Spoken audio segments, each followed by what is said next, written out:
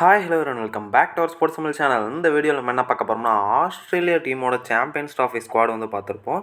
அதில் வந்து என்னென்னா ஒரு முக்கியமான அப்டேட்ஸ்லாம் வந்து இப்போ வந்து நம்ம வந்து பார்க்க போகிறோம். ரொம்ப நாள் வந்து கிரிக்கெட் நியூஸ் வந்து வராமல் இருந்துச்சு சேனலில். மறுபடியும் வந்து என்னென்னா கிரிக்கெட் நியூஸஸ் வந்து கண்டினியூ ஆக போகுது.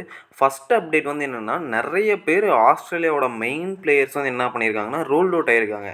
அதில் நம்பர் 1 வந்து யாருன்னா கேமரான் கிரீன். அவர் ஏற்கனவே அடிபட்டுருந்துச்சு. அவர் வந்து விடுங்க, ஏற்கனவே அவர் வந்து வரமாட்டாருன்னு தெரியும். நெக்ஸ்ட்டு பேட் கமின்ஸு, ஜாஸ் ஹேசில்வுட்டு, மிட்சல் மார்ஷு, அப்புறம் ஒரு ஷாக்கிங் ஒரு அதிர்ச்சி தரக்கூடிய விஷயம் வந்து என்னென்னா, ஆஸ்திரேலியா டீமோட கேப்டன் வந்து உங்களுக்கு வந்து தெரிஞ்சிருக்கும், நம்ம பேட் கமின்ஸ்.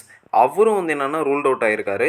அவர் ரூல்ட் அவுட் ஆனதுனால இப்போ வந்து என்ன ஆச்சுன்னா, இப்போ ஆஸ்திரேலியா டீமோட கேப்டன்சி வந்து யார் கைக்கு வந்து போக போகுதுன்னா, நம்ம ஸ்டீவ் ஸ்மித் கைக்கு வந்து போக போகுது. அப்படி இல்லைன்னா டிராவிஸ் ஹெட் கைக்கு வந்து போகுது. இது வந்து என்னென்னா ஒரு ஆஸ்திரேலியாவுக்கு ஒரு மிகப்பெரிய அடி கேப்டன்சியில். ஸ்டீவ் ஸ்மித்தும் ஒரு நல்ல கேப்டன் தான். பட் இருந்தாலும் 2 ஐசிசி டோர்னமெண்ட்ஸில் பேட் கமின்ஸ் வந்து நல்லாவே பர்ஃபார்ம் பண்ணியிருக்காரு. ஆஸ்திரேலியா டீமில் வந்து நிறைய மெயின் பிளேயர்ஸ்க்கு வந்து இன்ஜுரியாக இருக்குது. முறையாக மிச்சல் ஸ்டார்க் வந்து என்ன பண்ண போகிறாருன்னா, இந்த 2 பவுலிங் ட்ரியோ, அதாவது ஜாஸ் ஹேசில்வுட்டும் கம்மின்ஸும் இல்லாமல் பவுலிங் போட போகிறாரு. அது வந்து எப்படி இருக்க போகுதுன்னு தெரியல. அவர் தான் வந்து என்னென்னா லீட் பண்ண போகிறாரு பவுலிங்கில். அது வந்து பிக் ப்ரெஷராக அமையும். இப்போ வந்து இந்தியன் டீமோட அப்டேட் வந்து பார்த்தீங்கன்னா, இப்போ ஃபஸ்ட் மேட்ச்சில் வந்து ஓடிஐயில் விராட் கோலி வந்து விளையாடி இருக்க மாட்டார். அதனால் ஸ்ரேயஸ் ஐயர் வந்து விளையாண்டதா அவர் வந்து சொன்னார். ஒருவேளை விராட் கோலி இருந்திருந்தால் ஸ்ரேயஸ் ஐயர் வந்து என்னென்னா பெஞ்ச் பண்ணப்பட்டிருக்கிறதுக்கான சான்ஸ் வந்து நிறைய இருக்குது. அவர் வந்து ஒரு நல்ல பர்ஃபார்மன்ஸ் கொடுத்ததுனால கண்டிப்பாக நெக்ஸ்ட் மேட்ச்க்கு வந்து அவரும் டீமில் இருப்பார். இதில் வந்து என்னென்னா ஜெய்ஸ்வால் ஒரு யங்ஸ்டர் வந்து என்ன பண்ண போகிறாருன்னா, பெஞ்சில் தான் வந்து சிட் பண்ண போகிறாரு.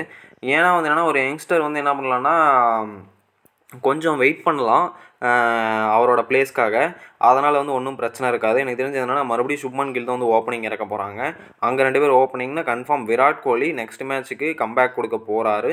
அது வந்து என்ன கன்ஃபார்ம் ஆகிடுச்சு நியூஸு.